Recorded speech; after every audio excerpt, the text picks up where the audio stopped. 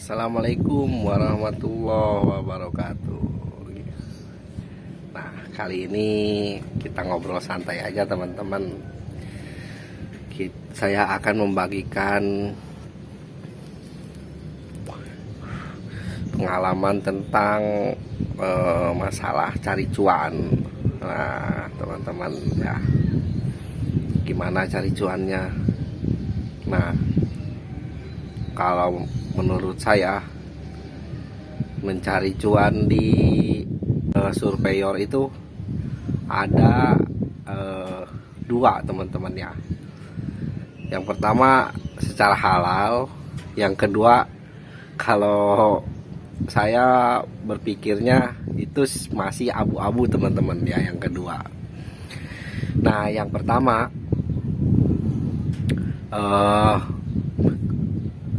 secara halal. Nah, secara halal kemarin ada yang nanyain, "Bang, gimana? Kok saya mah nggak pernah dikasih amplop?" Nah, teman-teman, kasih kode keras teman-teman. Nah, calon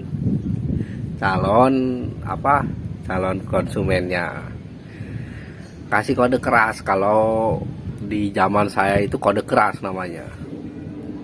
Berarti ya lebih teman-teman lebih so akrab ke konsumen.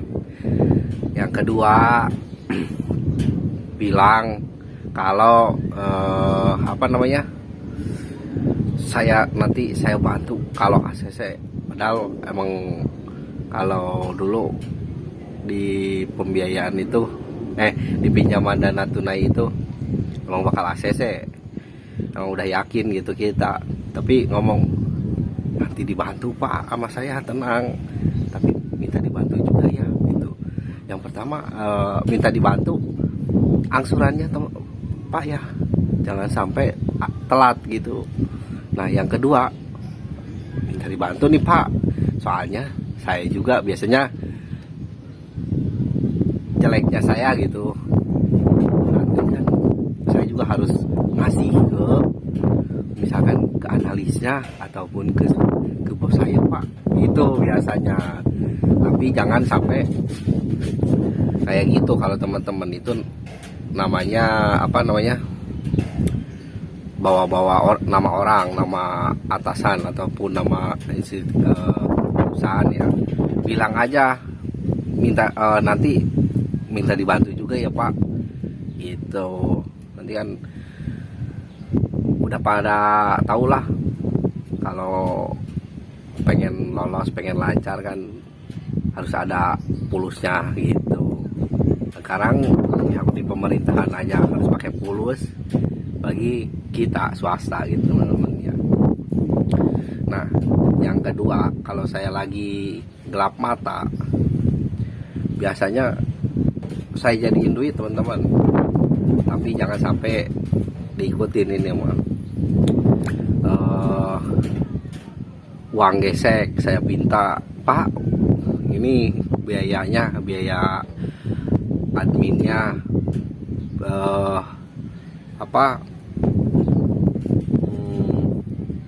verifikasi survei. Yang kedua biaya geseknya ini Pak, biaya geseknya sekian.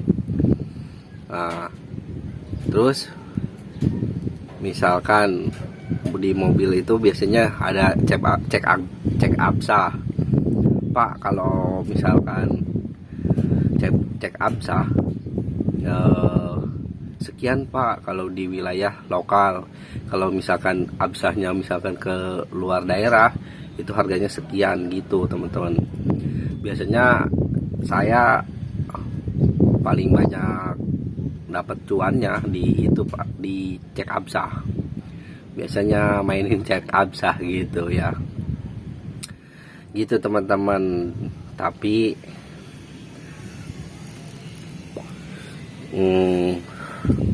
jangan terlalu difokusin aja kalau di untuk cuan teman-teman ya, karena kita akan dapat gaji dari perusahaan,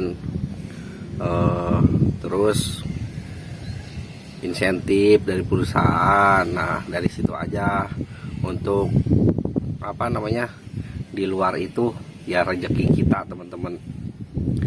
Yang penting ya jangan bawa-bawa nama perusahaan gitu, jangan bawa-bawa nama perusahaan kita.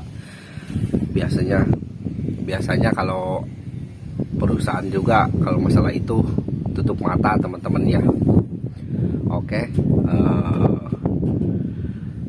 segitu aja dari saya buat teman-teman CMO. Ingat, kalau pengen panjang, jujur ke perusahaannya, jangan ngebohongin perusahaannya. Karena kalau kita tidak jujur, perusahaan bisa mencari karyawan baru teman-teman, tapi kita susah mencari lowongan baru, lowongan pekerjaan baru, begitu teman-teman ya. Untuk masalah cuan di perusahaan pembiayaan banyak teman-teman, pokoknya, tapi jangan sampai difokusin nyari cuan. Fokusin aja kerja kita, fokusin target kita gitu teman-teman. Oke, jangan lupa tim CMO di subscribe channel ini, karena saya sendiri juga mantan CMO. Karena teman-teman itu lebih dari teman-teman saya, tim CMO, di perusahaan pembiayaan, semua adalah keluarga saya. Makanya jangan sungkan-sungkan teman-teman untuk bertanya di channel ini. Silahkan ditanyakan apa-apa, kendala-kendala apa, insya Allah saya jawab. Kalau saya nggak bisa jawab, nanti saya akan bertanya ke teman-teman yang masih aktif di perusahaan pembiayaan teman-teman. Masih banyak teman-teman saya seperti selettingan saya yang sudah menjadi supervisor, yang sudah menjadi unit head, yang masih di CMO juga masih ada. Nanti saya tanyakan. Oke, jangan lupa di komen, di like, dan dinyalakan